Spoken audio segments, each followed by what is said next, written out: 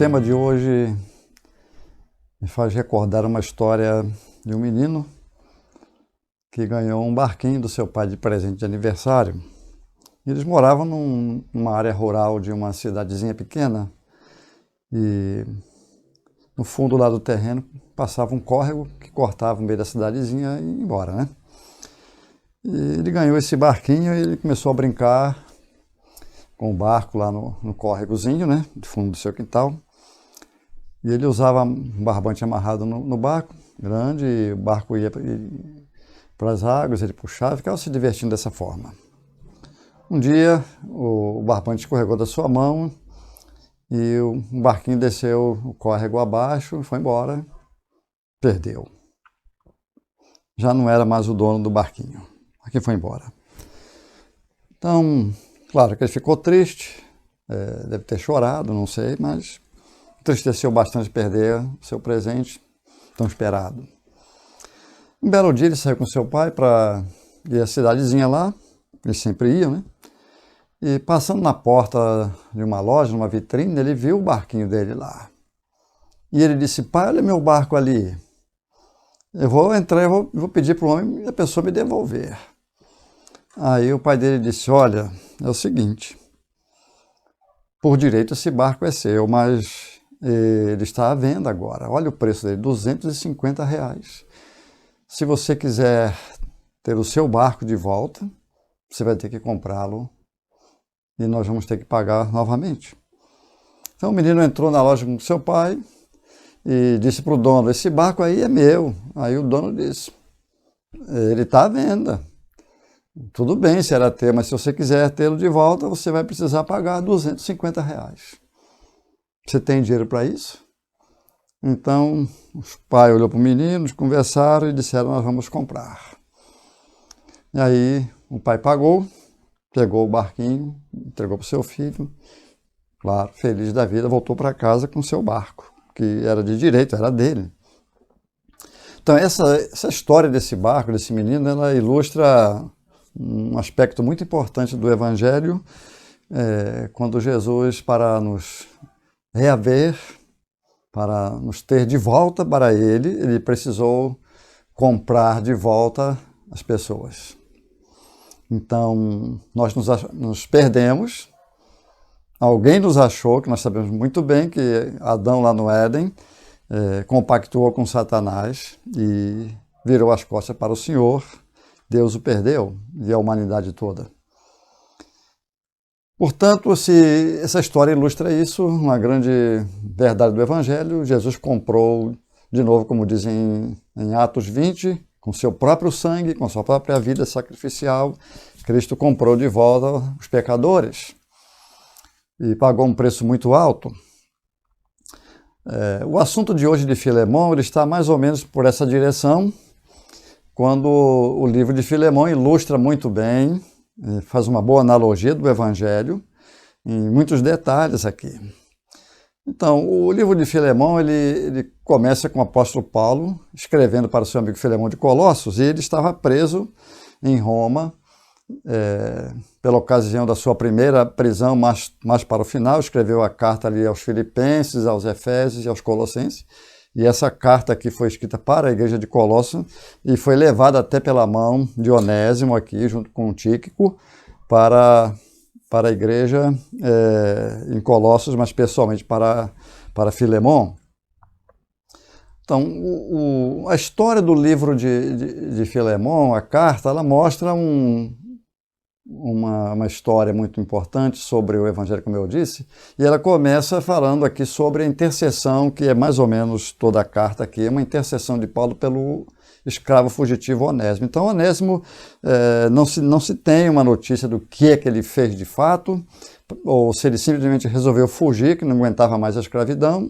Eu duvido, porque Filemão aqui era tratado por Paulo como uma pessoa muito equilibrada e fiel a Cristo, então, possivelmente não era isso. Então, possivelmente Onésimo, como alguns especulam, furtou alguma coisa e fugiu do seu senhor, foi para Roma, uma cidade enorme, uma cidade cosmopolita, milhares de pessoas e centenas de escravos fugitivos se infiltravam na cidade, porque era muita gente ali, uma metrópole muito grande, e Onésimo, por sua sorte, como diriam os outros, e pela direção de Deus que entendemos, ele cruzou no caminho do apóstolo Paulo.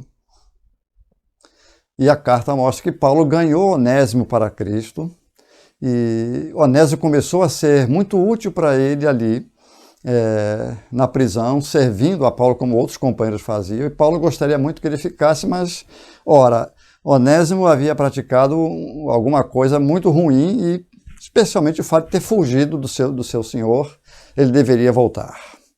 E aí, as implicações de ter fugido do seu senhor para um escravo, ele sabia muito bem que era a morte. Na maioria dos casos, o senhor do escravo fugitivo o matava ou colocava debaixo de um castigo muito severo. E Onésimo sabia o que implicaria fugir, e ele resolveu fugir. Quando pensamos um pouco nessa história comparando com Adão, que virou as costas para o Senhor, ele não conhecia o que seria a morte em si, mas ele sabia que as implicações não seriam muito boas, porque Deus disse: no dia que você comer desse fruto, morrerás. Não faça isso, você vai morrer. Então as implicações não traziam uma conotação muito boa para Adão, mas ele resolveu virar as costas para o Senhor. Então foi o que Onésimo fez, e essa história aqui do livro de Filemon, ela tem uma particularidade muito grande conosco daquilo que aconteceu na nossa vida, na nossa história. Especialmente eu me refiro aos irmãos em Cristo que estão me ouvindo. Então, na carta a Filemon está embutido realmente o Evangelho em muitos aspectos. E é isso que eu queria discutir hoje com os irmãos e expor para vocês as implicações aqui, e o relacionamento que existe muito direto ao Evangelho com a história de Filemon, Onésimo e o apóstolo Paulo. E eu quero começar pensando aqui na rebeldia de Onésimo, porque Onésimo rebelou-se contra o seu senhor Filemon. Então havia muitos escravos que faziam isso, e Onésimo foi mais um. O verso 11 aqui da epístola fala assim: anteriormente ele te foi inútil, mas agora é muito útil para ti e para mim. Verso 11 diz: anteriormente ele te foi inútil. O verso 15 diz: pode ser que ele tenha separado de ti por algum tempo para que pudesses revê-lo para sempre. Então esses versos aqui mostram, especialmente o 15 aqui, fala sobre a separação, e a história toda, o enunciado da carta mostra que houve uma rebelião, ele fugiu mesmo.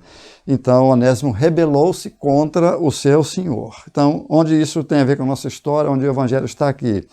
E o Evangelho, ele aponta para a rebelião do homem principalmente, né? Para conduzi-lo a Cristo, o Evangelho apresenta o homem como perdido. Então nós nos separamos, nós nos rebelamos contra o nosso Criador, nós fizemos isso. E a Bíblia está repleta de textos que falam sobre essa rebelião do homem contra Deus. Romanos 1:21 é um deles, que diz: porque mesmo tendo conhecido a Deus, se referindo aos gentios, à raça humana em geral, mesmo tendo conhecido a Deus, não o glorificaram como Deus, nem lhe deram graças. Isso é uma rebelião aberta. Mesmo sabendo da existência do Criador, aqui não está falando que conheciam a Deus intimamente, aqui está conhecendo Deus como Criador, tendo a consciência de um Deus Criador, não se importaram em glorificá-lo e nem lhe agradeceram por nada. Aí o texto continua dizendo que antes, ao contrário disso, se tornaram fúteis nos seus raciocínios, inúteis, obscurecidos de entendimento. Então a humanidade resolveu se rebelar contra o Criador. Então, assim como Onésimo se rebelou do seu senhor, as pessoas, os pecadores, fizeram a mesma coisa. A carta mostra que Onésimo achou o caminho de volta para casa. O verso 12 fala: eu o envio de volta a ti, como se estivesse enviando o meu próprio coração. Eu o envio de volta a ti. Então, Onésimo encontrou o caminho de volta para casa. E nós tivemos essa experiência também, todos aqueles que são de Cristo, que estão me ouvindo, tivemos essa experiência um dia de achar o caminho de volta para casa, para a nossa pátria celestial, para o lugar onde o nosso Deus e Pai, Criador, habita e habitará para sempre. Nós achamos o caminho de volta como Onésimo também achou. Então, Paulo, escrevendo aos Filipenses, ele fala que a nossa pátria está nos céus. Então, não é essa pátria que é definitiva. A nossa pátria definitiva está nos céus, de onde aguardamos o Salvador, o Senhor Jesus Cristo, o qual transformará esse corpo de humilhação à semelhança do corpo da sua glória. Nossa pátria está lá em cima. Nós achamos o caminho de volta. E Jesus, em João 14, fala que a promessa de Deus é que a gente vai morar na casa do nosso Pai celeste. A promessa feita é que nós vamos morar na casa do nosso Pai, onde o nosso Pai está. Então ele diz em João 14 que na casa de meu Pai há muitas moradas. Na casa de meu Pai há muitas moradas. Onde ele está, a casa dele. Se assim não fosse, eu vou-lhe teria dito, pois vou preparar-vos lugar. E quando eu for e vos preparar lugar, voltarei e vos receberei para mim mesmo, para que onde eu estou estejais vós também. Então a casa do Pai, do nosso Pai, será a nossa casa. Então nós tivemos a experiência de voltar para a nossa casa.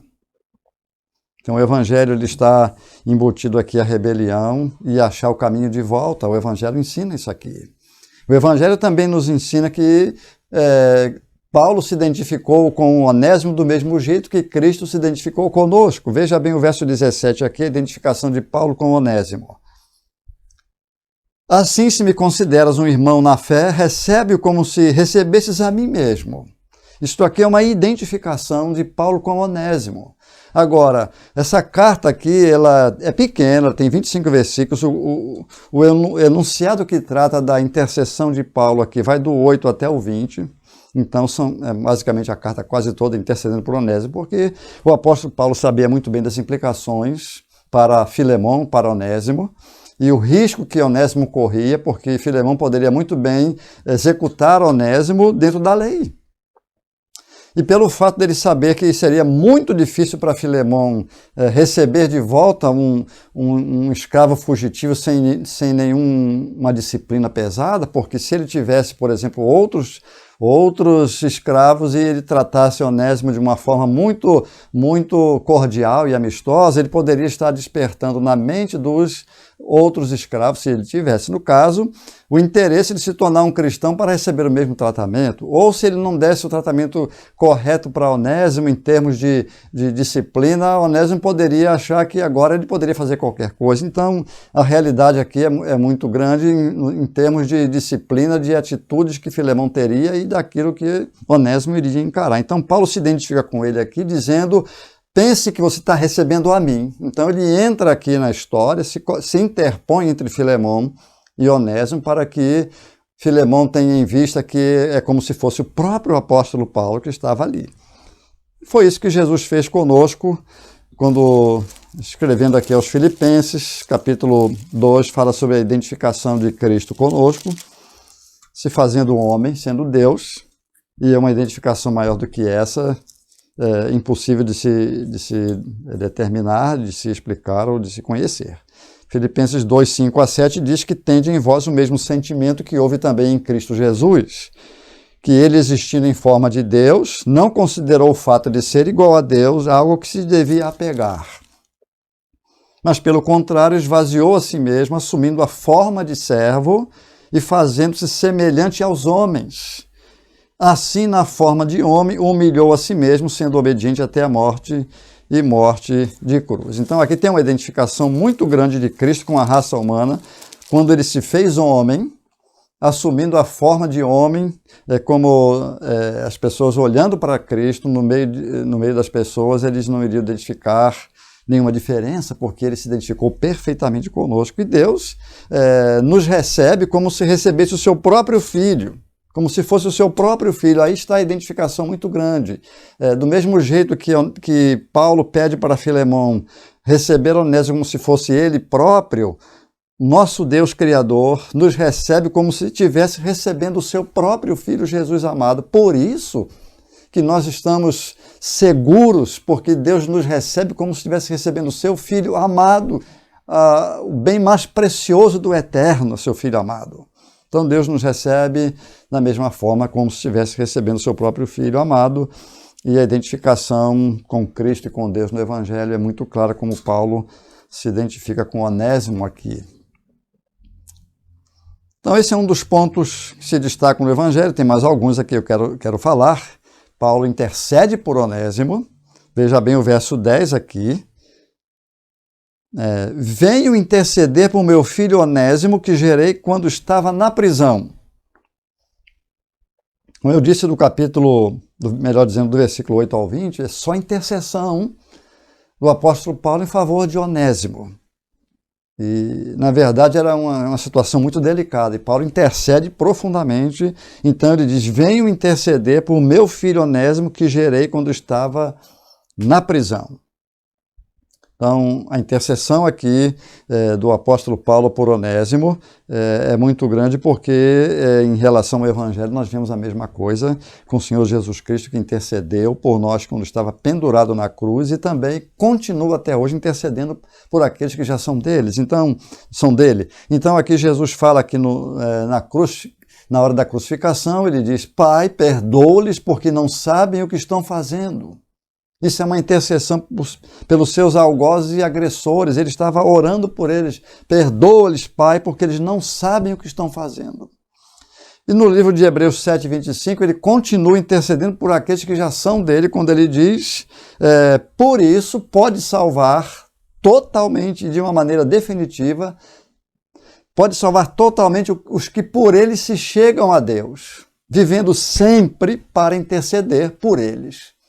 Então, meu querido irmão, em Cristo, você pode estar certo que nós temos um mediador que intercede dia e noite por nós. Nós não entendemos bem esse ministério de intercessão, e a razão de tudo isso aqui. Entendemos que existem acusações contra nós de Satanás e suas hostes. Intercessão de toda espécie a nosso favor existe com Jesus Cristo, seu Pai, é um mistério que nós não podemos desvendar, mas pela fé nós entendemos que há uma intercessão a nosso favor, como o apóstolo Paulo se empenhou para interceder pelo seu filho amado Onésimo, que era muito útil. Ele foi muito feliz em cruzar o caminho do apóstolo Paulo. Agora eu fico pensando, meus irmãos, se Onésimo tivesse cruzado com o caminho de uma pessoa que estivesse na prisão por ter cometido algum tipo de crime, horrendo ou não, não importa, ele não seria beneficiado nunca.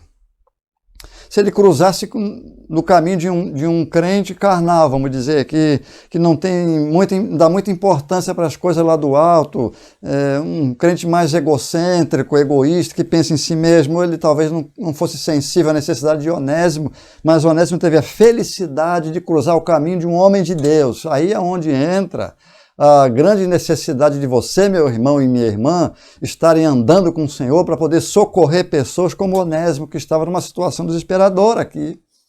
Com certeza Onésimo já sabia que a sua sentença era a morte mesmo, então ele fugia até onde desce. Cruzar no caminho de uma pessoa que anda com Deus é uma grande felicidade para um moribundo como Onésimo, como tantos outros infelizes que andam pelo mundo aí, precisando encontrar um apóstolo Paulo no seu caminho.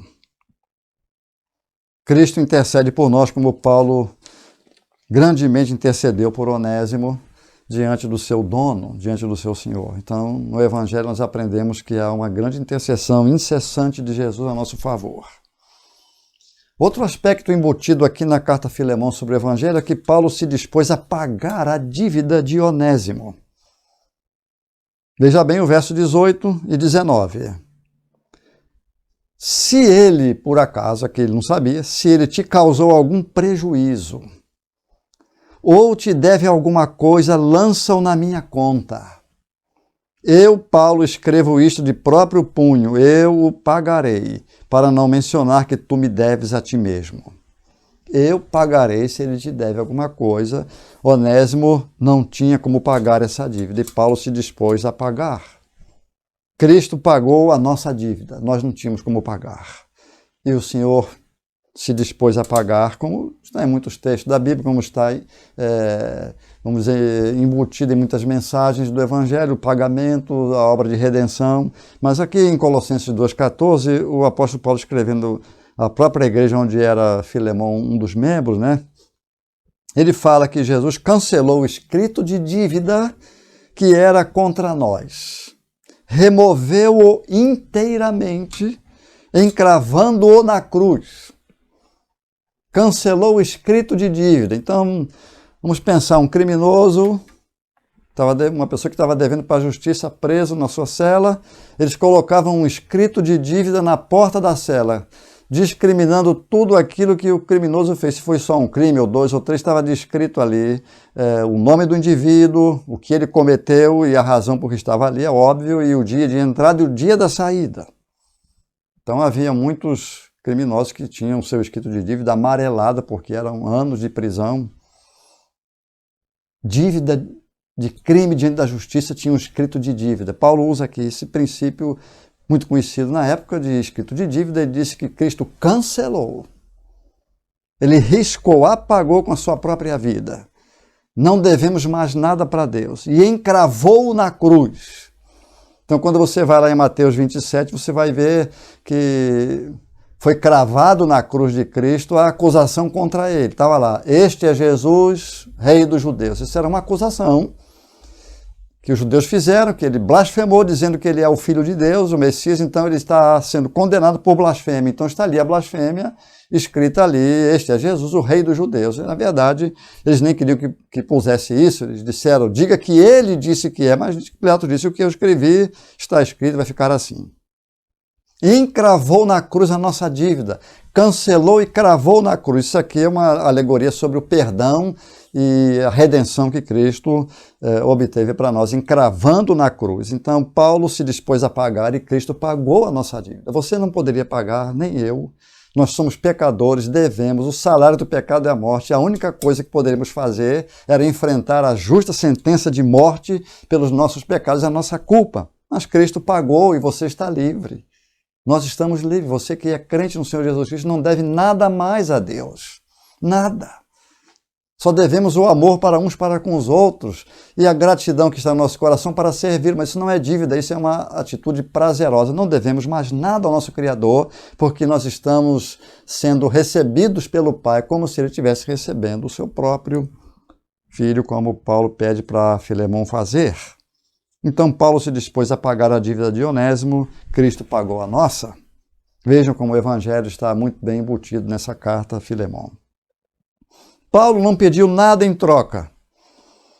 Ele diz, sim, irmão, gostaria de ser beneficiado por ti no Senhor, dê ânimo ao meu coração em Cristo. Paulo estava precisando de ânimo, claro, ele estava preso, poderia estar solto pregando o Evangelho, já estava de idade, mas ele estava dizendo, reanima meu coração com essa notícia de que você vai receber Onésimo e não vai puni-lo como manda a lei, que você vai recebê-lo. Sim, meu irmão, gostaria de ser beneficiado por ti no Senhor. Ele não pediu nada em troca, a única coisa que ele pede aqui, que nem é para ele, é que receba Onésimo de volta, receba Onésimo. Então, Jesus fez isso de graça para nós. Paulo não pediu nada em troca, Jesus não pediu nada em troca, ele fez isso de graça para nós. Nós não vamos pagar nada, ele já pagou a nossa dívida, como eu falei aqui anteriormente. Então, ele não pediu nada em troca. Nenhum esforço teu não vale nada, nenhum esforço nosso, e mesmo assim, ele não pediu nada em troca. É graça maravilhosa. Como diz o hino, maravilhosa graça, porque pela graça sois salvos, ou pela graça fostes salvos, como diz outra versão. Pela graça sois salvos mediante a fé, e isto não vem de vós, é dom de Deus. Isso aí é uma dádiva que Deus nos dá sem nenhum merecimento. Não fizemos nada por merecer isso e continuamos merecendo a sua ira, porque nós somos pecadores. Pela graça fostes salvos por meio da fé. Isto não vem de vós, é um dom de Deus. Não vem de obras para que ninguém se exalte ou se glorie. Então, Cristo fez isso para nós gratuitamente, mas ele pagou o preço, como eu disse aqui. Assim como Paulo não pediu nada em troca. Primeiro que Onésimo não tinha nem como pagar, como nós também não tínhamos como pagar. Essa era a nossa condição e a condição de muitas pessoas hoje A humanidade inteira não tem como pagar a sua dívida de pecado diante de Deus. É necessário que haja um reconhecimento de pecado para que a dívida seja paga na prática para esse indivíduo. Então, o castigo para o escravo fugitivo era a morte, para nós é a morte também. Então, Onésimo foi reconciliado com o seu dono. Então, Onésimo volta ao seu dono. Ali era o lugar dele, a não ser que Filemão, não sabemos o desfecho da história, mas Paulo disse, eu gostaria muito que ele ficasse comigo, mas eu estou devolvendo a você e espero até que você faça mais do que eu estou te pedindo, tenho essa esperança aqui, possivelmente Filemão pode ser que ele tenha devolvido o Onésimo para o apóstolo Paulo. Então, o Onésimo foi reconciliado, aqui o verso 21 fala, escrevo-te confiando na tua obediência, sabendo que farás ainda mais do que eu peço. Então, você não só receberá e se reconciliará com o Onésimo, mas você, quem sabe, até vai me mandar de volta para mim, porque eu te conheço, Filemão. Paulo não estava falando com um crente descompromissado, desinteressado, ele conhecia Filemão falando com um crente muito bem centrado nas Escrituras, que amava o Salvador e que manifestava isso para os seus irmãos. Então ele esperava que Filemão fizesse até muito mais. A introdução da carta mostra o caráter desse homem, Filemão, aqui. Ele fala que graça e paz a vós da parte de Deus, nosso Pai, do Senhor Jesus Cristo. Sempre que me lembro de ti, segunda pessoa do singular, de ti, Filemão, em minhas orações dou graças ao meu Deus, pois tenho ouvido da tua fé e do teu amor para com o Senhor Jesus e para com todos os santos, se referindo a Filemão. Oro para que o compartilhar da tua fé seja eficaz, pelo pleno conhecimento de que todo o bem que temos está em Cristo, pois tive grande alegria e consolação por causa do teu amor, pois por meio de ti, irmão, o coração dos santos tem recebido ânimo. A introdução aqui até o verso 7 expressa o caráter desse homem, Filemão. Por isso que Paulo fala, espero que você vai fazer muito mais do que eu estou ainda te pedindo. Ele conhecia quem era Filemão. Mas a situação é tão delicada, sendo humano, poderia surgir uma atitude de Filemão em termos de dono e escravo, porque o dono do escravo era dono de uma propriedade. O escravo era uma propriedade, não era visto como gente, era visto como uma propriedade particular. E Paulo diz aqui a respeito de receber Onésimo de volta, no versículo número 11, anteriormente ele te foi inútil, porque ele está fazendo um jogo de palavras aqui, com o nome dele, que agora ele é muito útil para ti e para mim. Então, Onésimo quer dizer útil, esse é o nome dele. Só que ele foi inútil antes, por cometer esse crime, algum crime lá. Mas agora ele vai estar sendo útil para você e para mim. Então, Onésimo aqui no caso, está sendo reconciliado com Filemão e agora ele vai ser um homem útil para Filemão. Então, eu estou enviando ele de volta para você e espero que você o receba como meu próprio coração.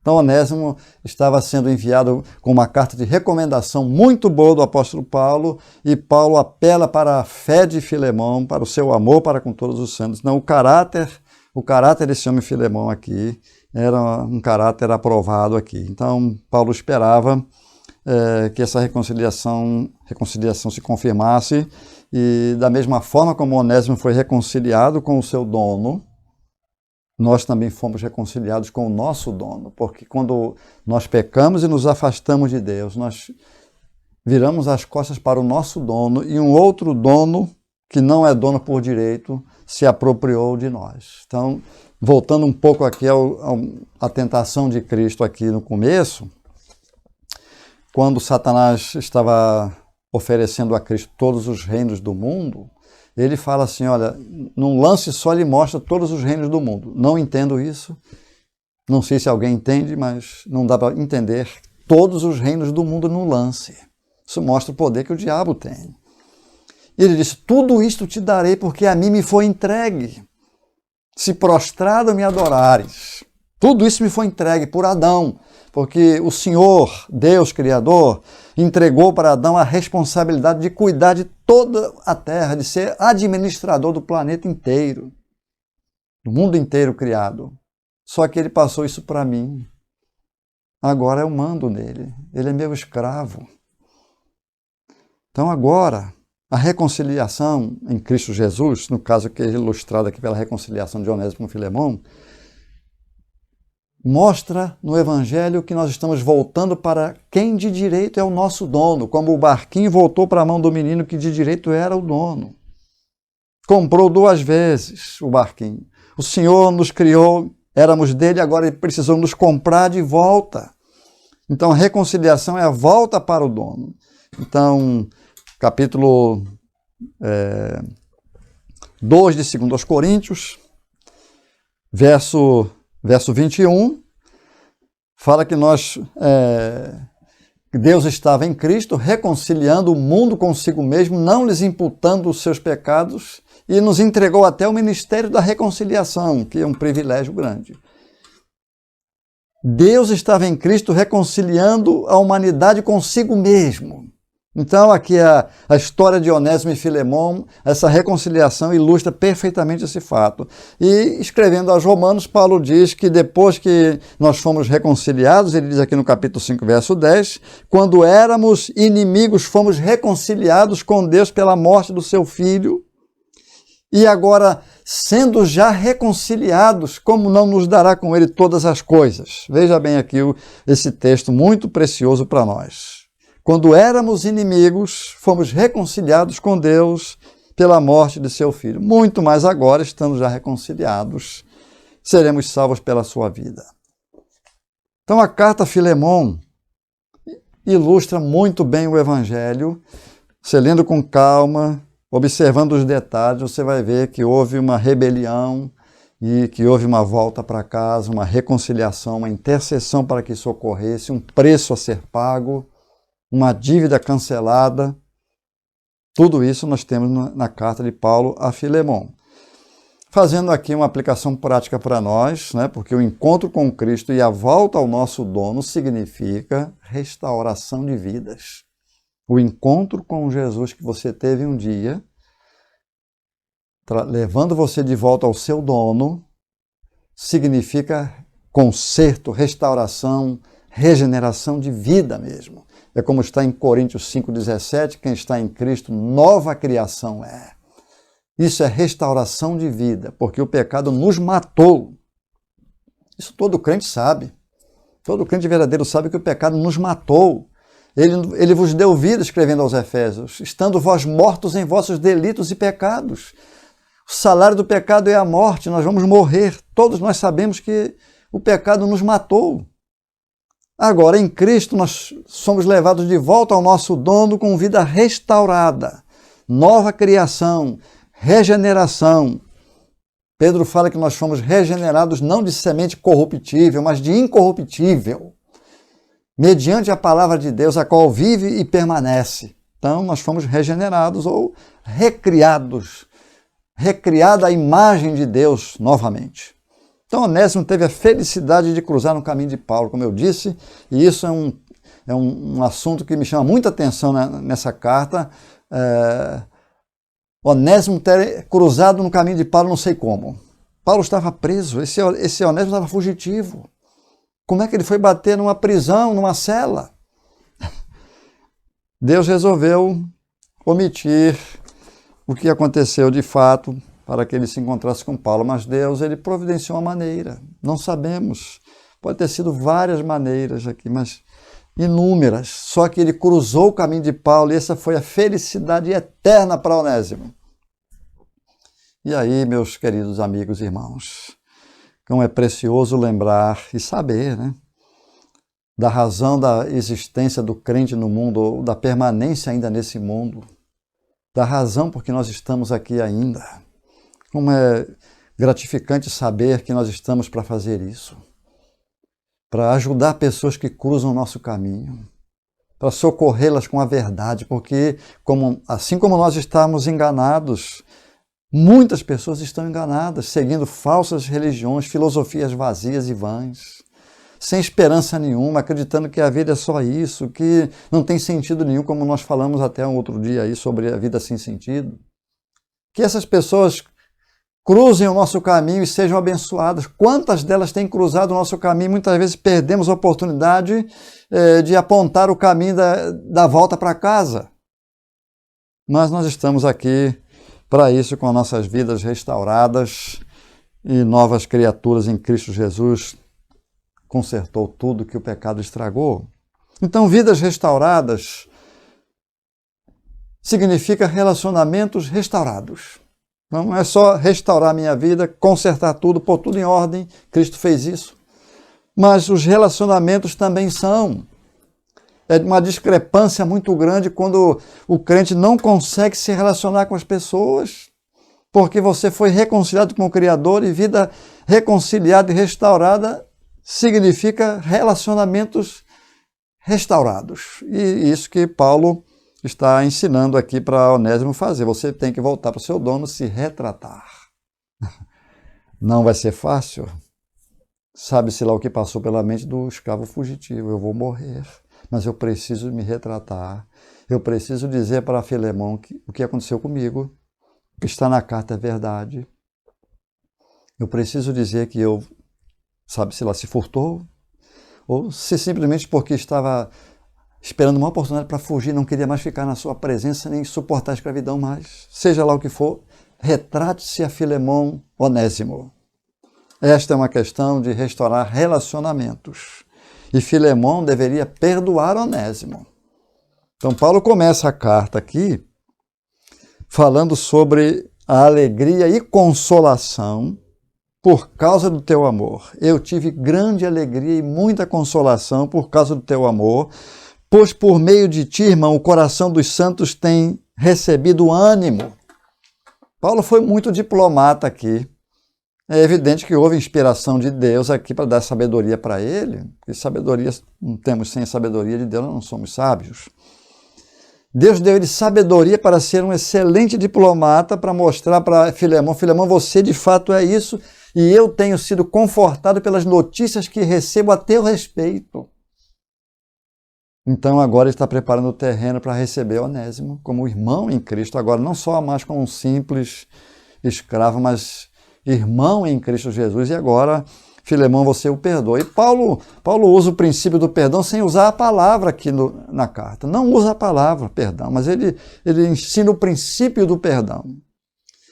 Paulo não era, vamos dizer assim, uma pessoa que lutava contra a escravidão, nem era a favor nem contra. Paulo estava dizendo aqui, por essa carta e por outras até que nós vemos aqui na Bíblia, no Novo Testamento, sobre a conformação de existir realmente a escravidão, e agora os crentes em Jesus Cristo deveriam saber como se comportar dentro do regime. E eu abro aqui aspas aqui, meus irmãos, uma oportunidade para dizer que eu preciso, como cidadão do céu, como um pecador reconciliado, um pecador que a minha pátria, a minha casa não é aqui, eu preciso saber conviver no regime que eu estou. Seja ele que tipo for, o importante aqui é que vidas sejam alcançadas, escravos sejam restaurados ao nosso dono aqui. Não importa o tipo de regime que seja, Paulo não vai contra nem a favor. Possivelmente essa carta até foi um grande impulso para os patrões ou os senhores, donos de muitos escravos aqui, repensar sobre a maneira como tratavam os seus escravos aqui. Me refiro aqui aos senhores crentes, né? Essa carta talvez aqui ajudou bastante outros aqui, eu não sei. Então Onésimo tinha só uma responsabilidade grande agora de demonstrar a mudança que ocorrera na sua vida, retratando-se com seu dono e dar testemunho agora daqui para frente. Então, Onésimo deveria mudar o comportamento, ter uma vida condizente com a fé que ele abraçou, porque agora ele está seguindo a um Senhor que deixou um testemunho de perfeição, de humildade, de mansidão. Está seguindo a um mestre que foi crucificado por causa de falar a verdade. Agora ele está carregando nos ombros o nome de cristão, que naquela época era um peso muito grande.